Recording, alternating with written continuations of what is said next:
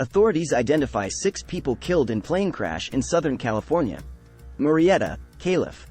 AP. Authorities have identified the 6 California residents who died Saturday when they were on a small plane that crashed after a flight that started in Las Vegas. A spokesperson for the Federal Aviation Administration, Mina Kaji, told the press enterprise in Riverside, California, that the Cessna C-550 business jet took off from Harry Reid International Airport at about 3:15 a.m. Saturday. The plane crashed about an hour later at French Valley Airport in Murrieta, California, about 80 miles, 130 kilometers, southeast of Los Angeles. All aboard were killed.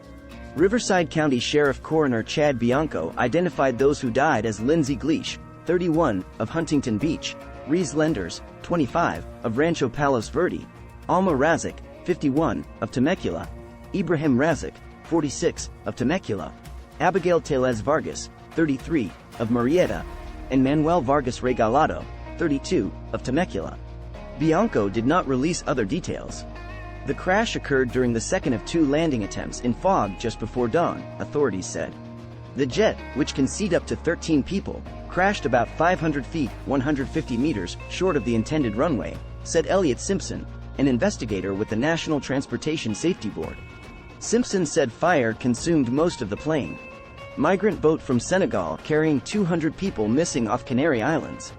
Spanish rescuers are searching waters off the Canary Islands for a boat carrying at least 200 African migrants who went missing more than a week ago. The aid group Walking Borders says the fishing boat sailed from Kafountine, a coastal town in southern Senegal that is roughly 1,700 kilometers, 1,057 miles, from Tenerife. The group says many children are on board, Spain's FA news agency reports. 2 similar boats carrying dozens more people are also said to be missing. Spain's Maritime Rescue Service told FA that a plane had joined the search.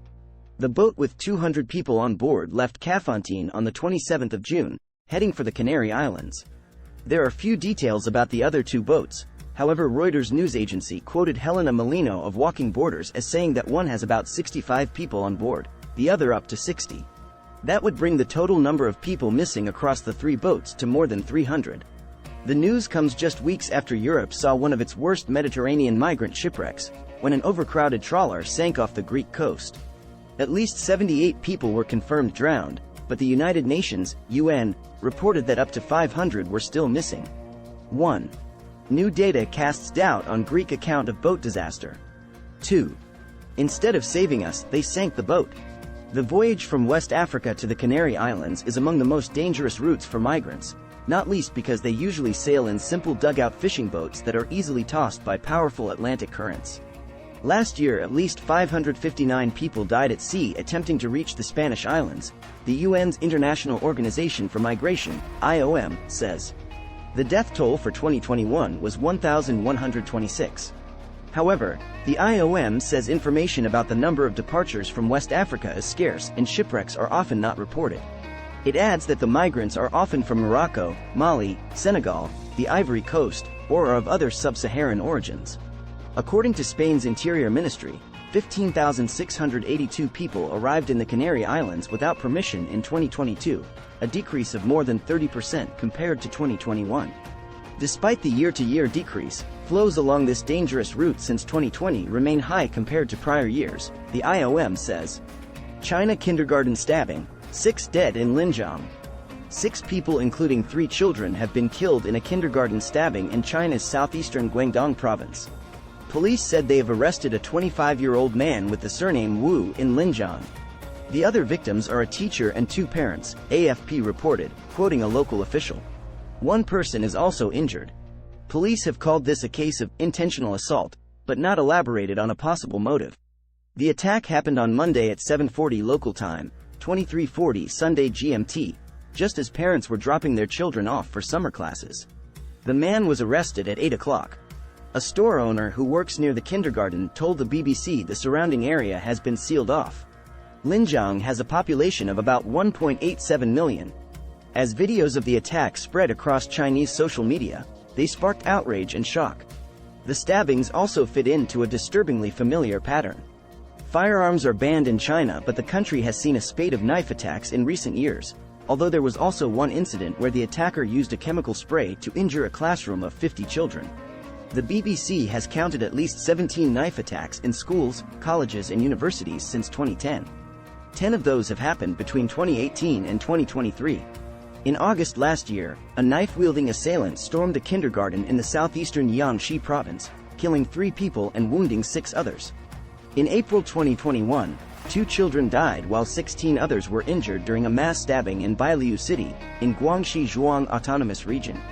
In October 2018, 14 children were injured in a knife attack at a kindergarten in Chongqing, southwest China. In most of these cases, the perpetrators are male and have expressed a grudge against society. Similar patterns have been seen in mass killings in other countries, from the US to Japan. But experts say there may be some additional reasons for the apparent increase in mass stabbings in China. 1. The politics driving China's hellish lockdowns. 2.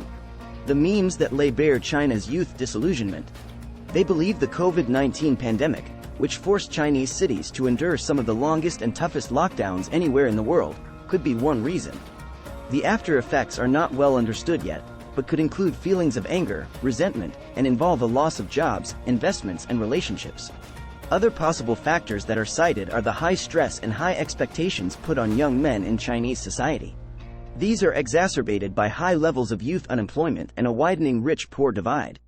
One expert told the BBC a strong sense of social deprivation can lead some to use violence to vent their frustration against society.